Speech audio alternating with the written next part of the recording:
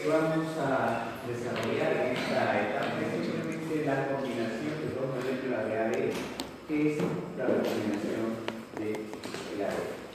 ¿Qué necesitamos para ello? Primero, cortar el ADN y ligarlo.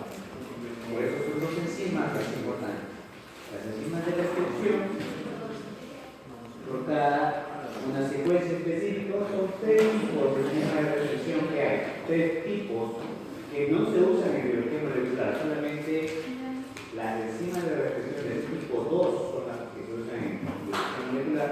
Las otras dos están presentes en las células, pero tienen una secuencia que no es específica. Solo las enzimas del tipo 2 sí tienen una secuencia específica. Las ligasas, sí, podemos utilizar cualquier tipo de ligasa, que lo que realiza es simplemente unir los fragmentos de ADN. Una enzima de restricción corta a nivel del enlace fosfato y son extraídas de bacterias generalmente. Actualmente existen más de 300 tipos de enzima de restricción. Aquí, por ejemplo, de EcoR1. EcoR1 es la enzima de restricción de Escherichia coli. Restricción 1, porque fue la primera de las enzimas que se extrajo de E. coli. HPA también fue la primera de Haemophilus.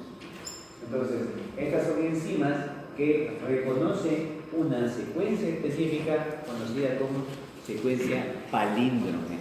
¿Qué es un palíndrome? Un palíndrome es una secuencia que se lee de igual forma que las dos hebras de ADN.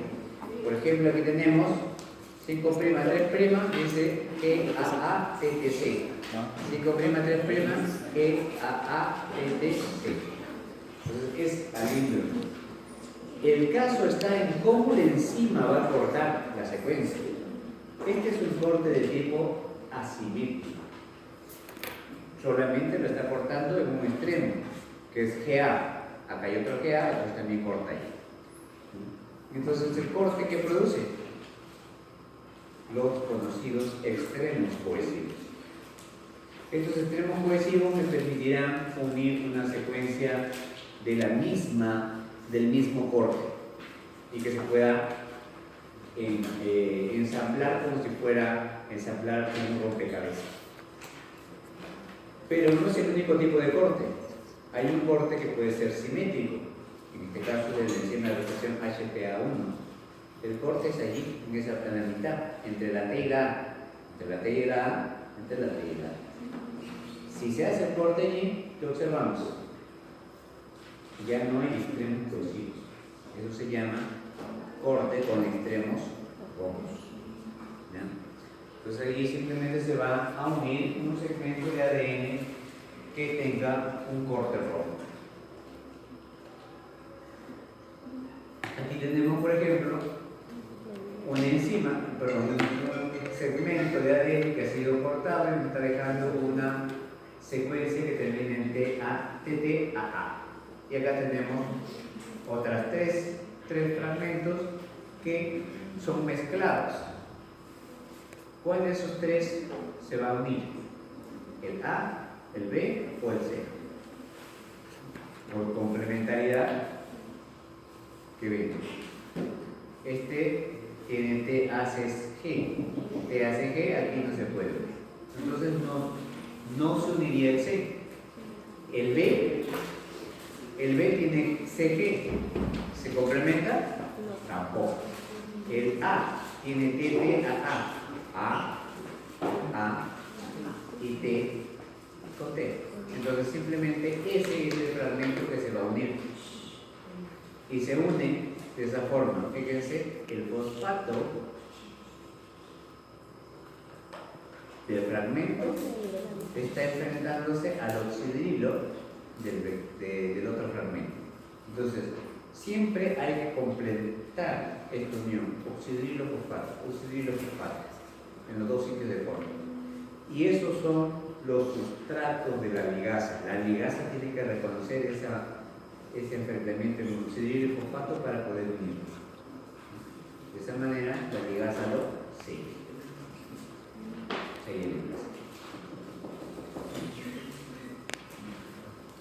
Entonces, nosotros podemos cortar el ADN, recombinar ADN, pero también necesitamos algo en cómo marcarlo, cómo generar una sonda de ADN, porque el ADN simplemente se va a hibridar por complementariedad. Entonces yo puedo generar sondas de ADN, métodos para marcar ADN in vitro. Una sonda no es nada más que un fragmento de ADN que tiene una marca. Aquí esta metodología se utiliza para un segmento de ADN. Utiliza una polimerasa, un primer y nucleótidos que llevan la marca. Ya no utilizo nucleótidos comunes. Por ejemplo, en este caso, lo que se hacía antes era colocar nucleótidos que tenían radioactividad. Entonces, la hebra hija generaba hebras radioactivas. ¿Puedo yo cambiar esa radioactividad por nucleótidos que tengan una marca de fluoróforo? Sí.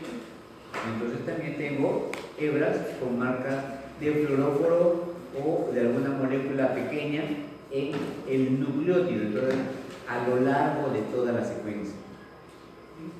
Y así estaría generando una secuencia específica marcada de ADN. Otra forma es utilizar la polinucleótido quinasa. ¿Qué hace la quinasa?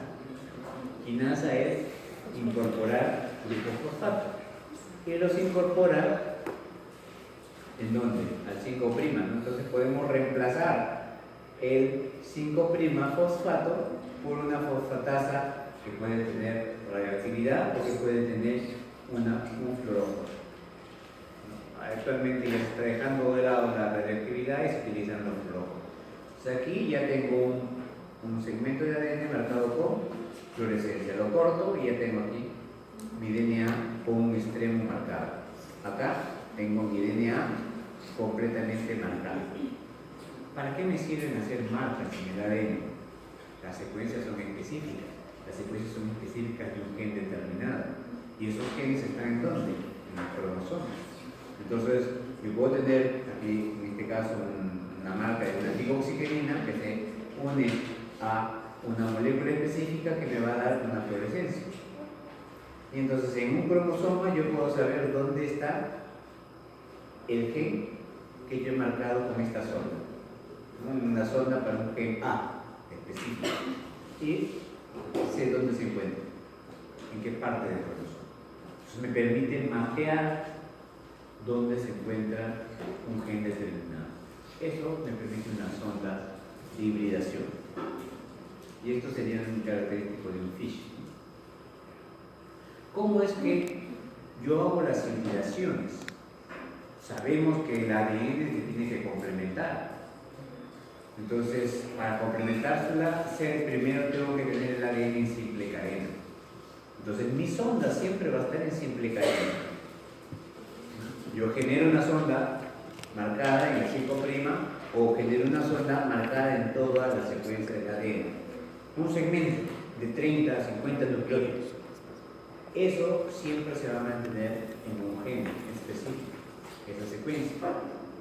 Si yo tengo una mezcla de ADN y estoy buscando si esa mezcla de ADN tiene ese gen, simplemente los combino en un tubo de ensayos y los hibrido. El problema de la hibridación es que puede depender de las sales y temperatura. Por eso se dice que hay condiciones extringentes y condiciones no extringentes. Si le damos una condición muy extringente, ¿qué quiere decir? Que tenga dificultades en unirse. Si yo le pongo dificultades en unirse, tiene que ser exactamente específico para que se unan. Este caso de aquí tiene formamido y está a 42 grados. O sea, no estoy dándole la hibridación a 37 grados, es un organismo hermoso. Estoy subiéndole un poco la temperatura. ¿Y qué ocurre? Las sondas solamente se unen a su hebra de manera específica. Las otras no se unen. Entonces ahí le estoy dando una fuerza de unión específica.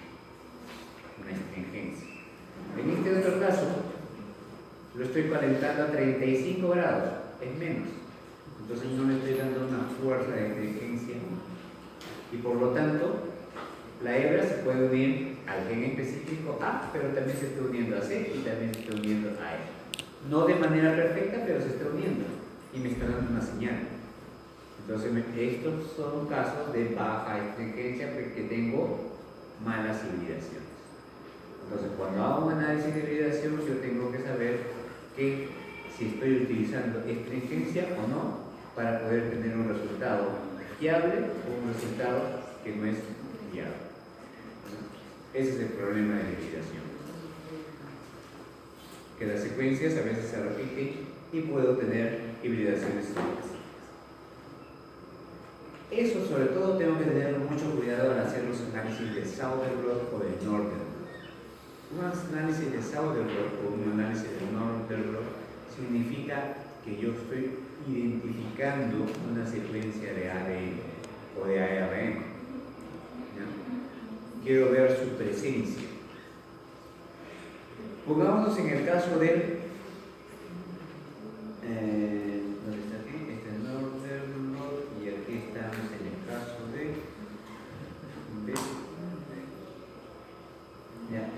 Nordenblot es cuando se analizan moléculas de RNA y Sauerbrot cuando se analizan moléculas de ADN. Este análisis simplemente es muy similar en ambos casos, pero vamos a poner el ejemplo de que yo quiero analizar un gen, el gen de resistencia a ampicilina, la proteína que me va a regalar ampicilina.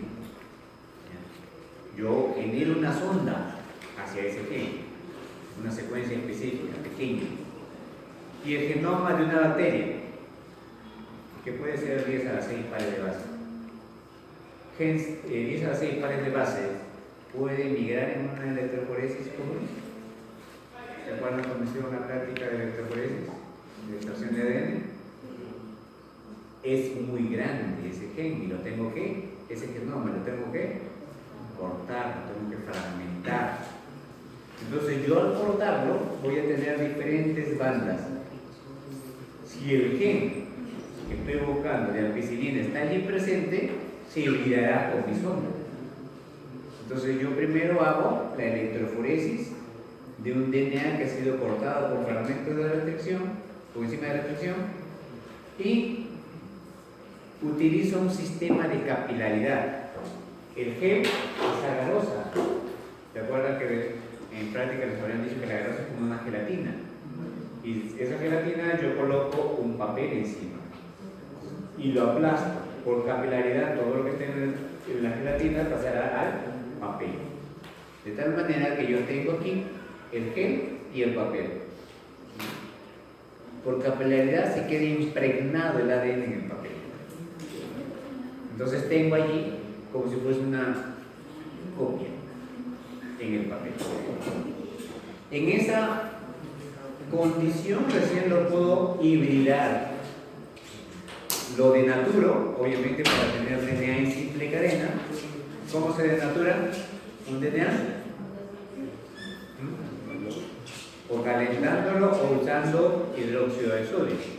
Hidróxido de sodio es muy fuerte, lo que hace es que las cadenas se separen. Entonces, este papel es colocado en hidróxido de sodio, las hebras están en simple cadena y allí lo meto en una bolsa donde coloco también la sonda del gen de resistencia a ampicilina. Si está el gen allí, la sonda va a ubicar el fragmento y se va a pegar y me va a generar una banda de reconocimiento que me indica de que sí está presente. ¿Qué he hecho entonces? He analizado un DNA cortado con enzima de restricción y una sonda que es marca de DNA. DNA sobre DNA. Es un Sauerbrot.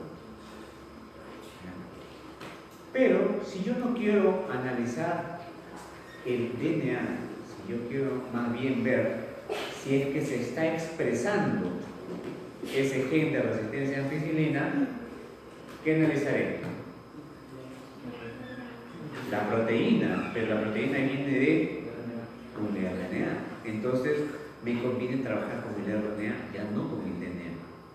Y entonces lo que hago es extraer todo el RNA y el RNA es lo que voy a correr. Degrado el ADN y solamente me quedo con RNA y lo corro en la electroforesis.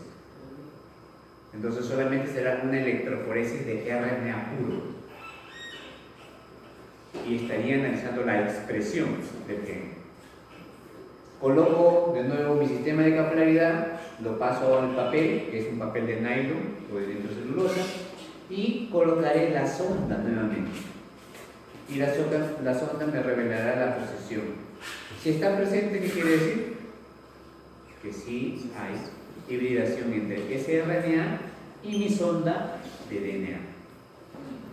Y ese sería un análisis de RNA con mi sonda de DNA, que sería un norte. ¿Ya? Las sondas siempre se ven. Sí, las sondas generalmente son de ADN. ¿Ya? Algunos utilizan RNA, pero lo importante es la base. Si el análisis es de DNA, ya se identifica como SAUR. Si el análisis es de RNA, es NORDER. El mismo sistema lo va a encontrar para el Western blot, pero eso es proteína. ¿Ya? ¿Ustedes han escuchado el análisis de Western blot? ¿No? Ya, se utiliza en muchos análisis en los que se identifica una proteína. Las proteínas se corren, así como el ácido nucleico, se forman bandas y se utiliza un anticuerpo. Entonces es proteína que reconoce una proteína. Entonces sería Western. Pero eso no lo vamos a tocar, solamente estamos tocando ADN y ARN.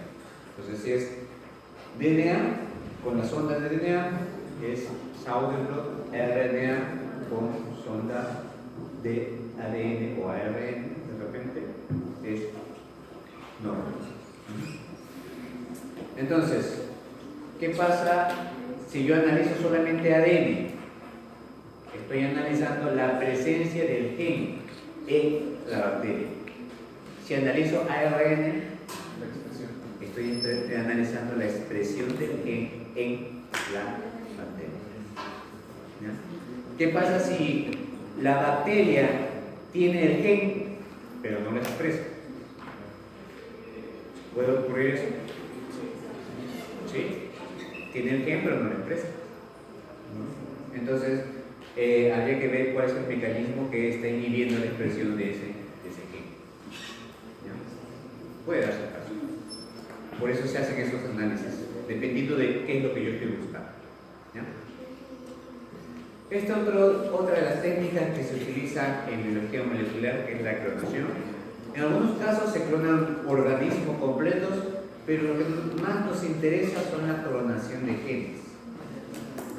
En este caso, obviamente, generamos una nueva generación.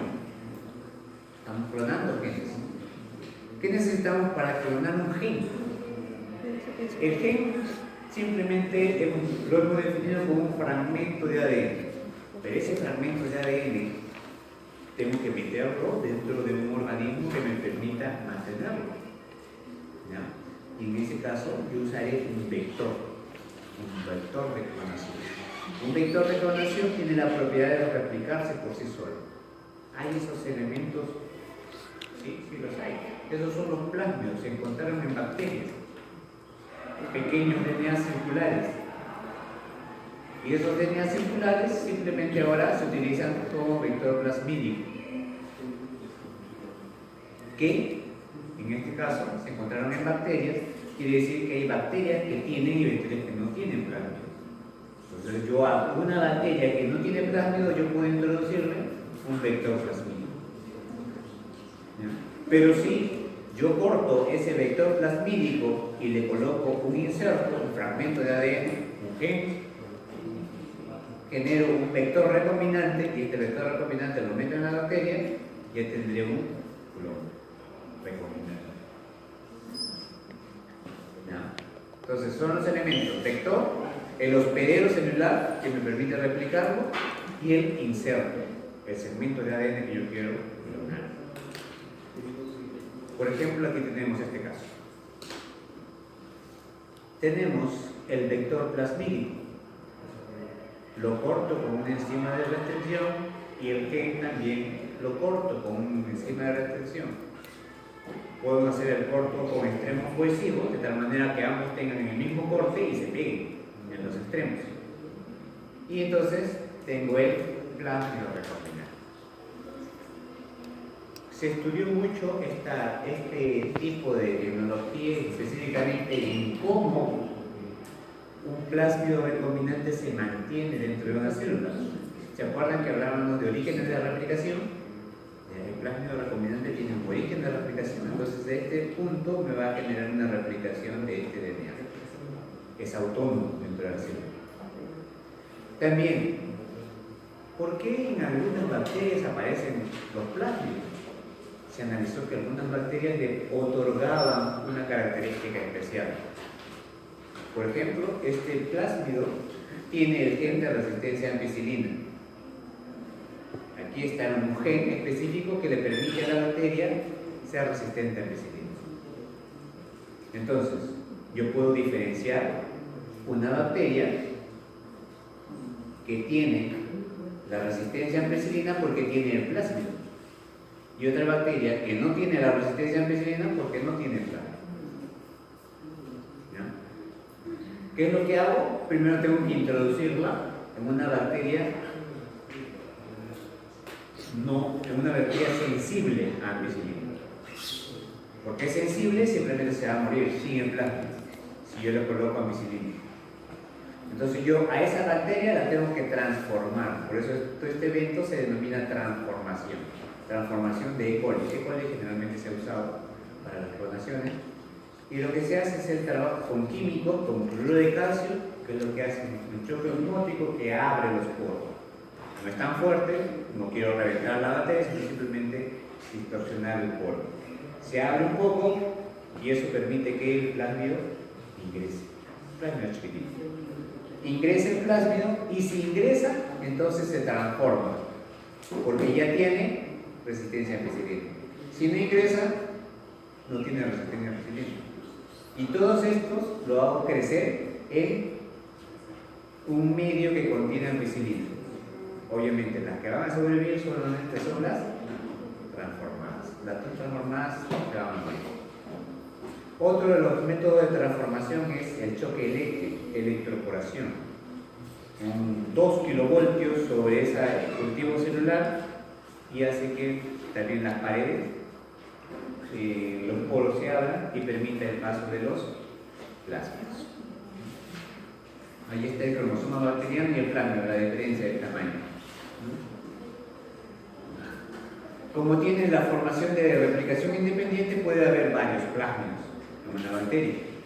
Y obviamente cuando se multiplica yo tengo también más cantidad de fracción. Entonces siempre los elementos vector, hospedero, sensible que pasa a ser resistente y el inserto que voy a poner. No es el único vector de clonamiento, existen otros vectores de clonamiento. Aquí tenemos que después de los plásmidos, que son pequeñitos, aparecieron los bacteriófagos. También se estudió qué hace el bacteriófago. Infecta bacterias, su genoma se introduce dentro del genoma bacteriano. Entonces, ¿qué pasa si yo reemplazo genes del virus y los pongo como insertos de lo que yo quiero meter? Entonces simplemente tendré un bacteriófago recombinante, ¿no? Y lo importante aquí del bacteriófago es que los extremos, ya estamos hablando de DNA lineal, de DNA circular, los extremos del bacteriófago son los que utiliza para poder meterse dentro del ADN. Entonces eso es lo que se mantiene del virus. Y obviamente me permite mayor capacidad de clonamiento. Se generó una combinación de ambos, de plásmido y bacteriófago, que son los cósmidos. Se replica de manera circular, pero tiene los extremos cos del bacteriófago, los extremos cohesivos que se denominan para insertarse. Entonces, tengo aquí un vector que me permite mayor capacidad.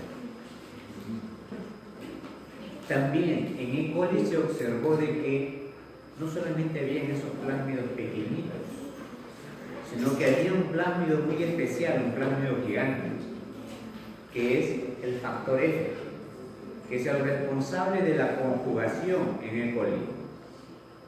Cuando se conjugan, se dice que se pone el pili sexual y por allí intercambian información genética. ¿Qué intercambiaban? El plásmido F, que es gigante.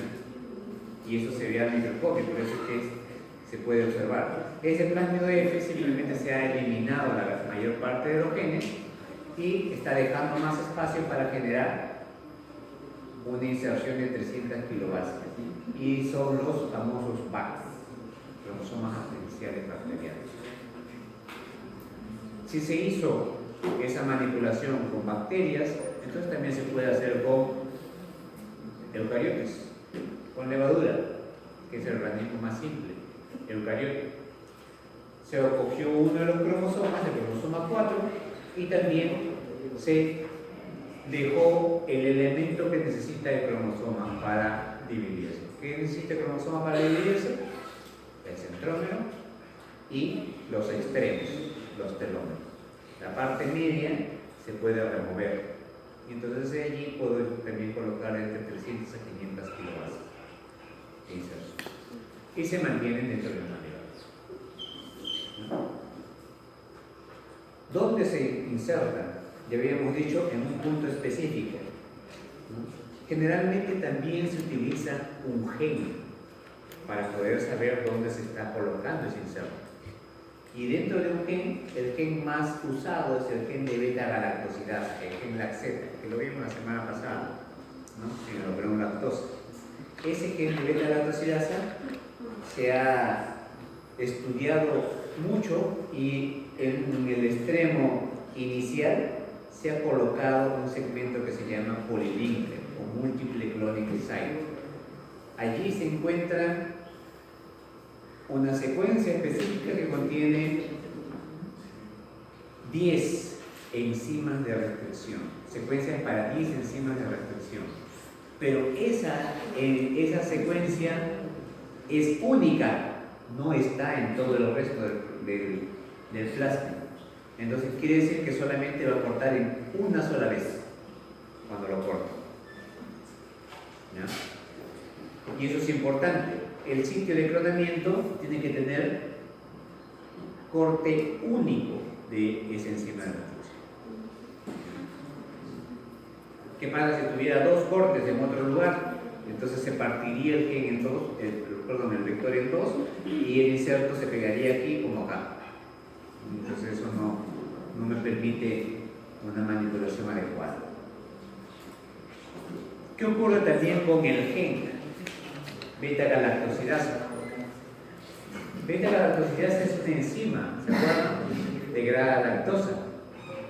Pero en este caso se ha generado un químico similar a la lactosa, que es el X-gal, que va a ser degradado ¿por quién? Por la galactosidasa. Si la galactosidasa lo degrada, va a generar la precipitación de ese químico en una sustancia de color azul. Genera entonces bacterias con un fondo azul. ¿Cuándo es que entonces va a degradarlo? Cuando la enzima esté intacta. ¿Y cuando la enzima esté intacta? Cuando no haya inserto. Porque si hay un inserto, ¿qué pasa? ¿Se acuerdan que en la traducción tiene que mantenerse una lectura adecuada? Si yo la corto y meto algo, rompo toda esa lectura. Y entonces el gen deja de ser activo, no va a producir la proteína. Entonces no va a haber beta-galactosidasa. Y si no hay beta-galactosidasa, no hay degradación de X-gal. Por lo tanto, no son azules, son bacterias blancas.